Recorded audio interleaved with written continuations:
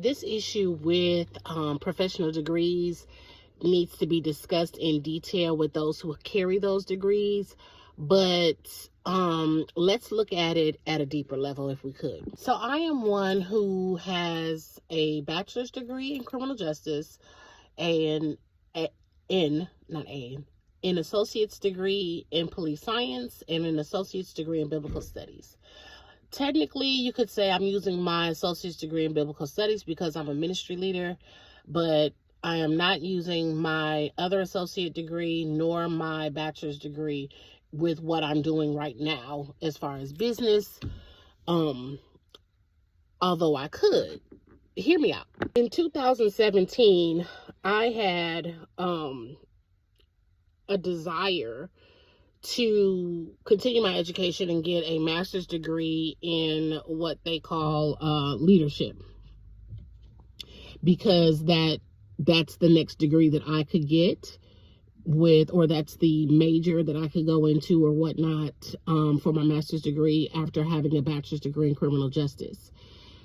After a few months of trying to get into the program, having been denied right away and still trying to get into the program, I realized that I was doing more than what was necessary. So hear me out.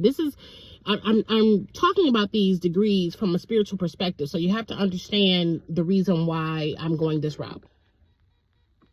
When God says no, stick with God's no.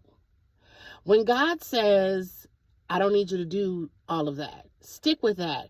I have asked someone in the past few years, they've been trying so hard to get their master's degree, and I think that they're obtaining it right now, but nonetheless, I have spoken to them and it has been rough. And I said, well, is that something that God wants you to do? Well, I think it is, and it'll elevate me and blah, blah, blah. And it's just like, but don't you have what you need with the experience that you have, was the question that I asked.